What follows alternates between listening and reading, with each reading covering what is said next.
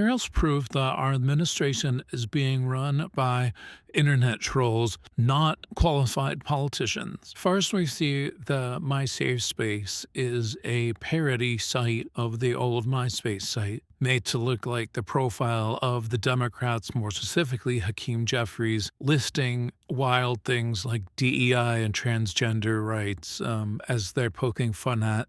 I don't know about you, but I don't really think DEI and transgender rights are something to scoff at. Looking closer, you look at their friends list, and it's got the Fenty girl, and they're describing Hakeem Jeffries as Temu Obama, like knockoff Obama. I don't know. And then you look at the blog post, and then that takes you to the White House articles, and these are just beyond ridiculous, just rhetoric and fear mongering and blaming Democrats on the health care bill, something about $50 billion taking away from health care in rural America, which no, Democrats are fighting for health care that will help the masses, not just rural America, but rural America included. All this nitpicking, cherry picking, and issues to make them seem like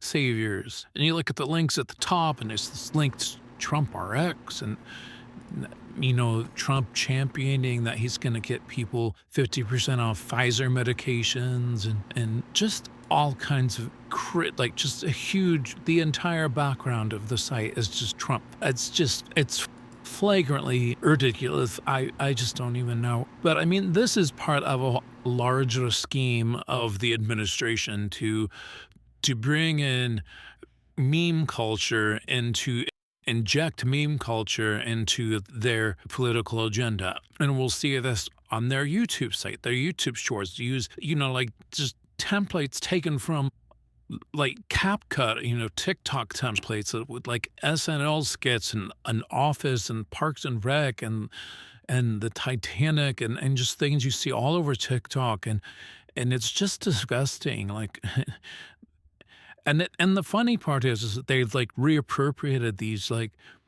cultural signifiers of leftist recourse. I'm sorry, it's no secret they have liberal underpinnings.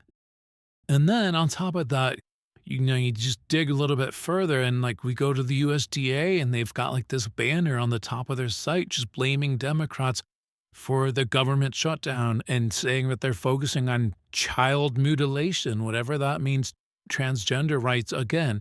And this is not a government website.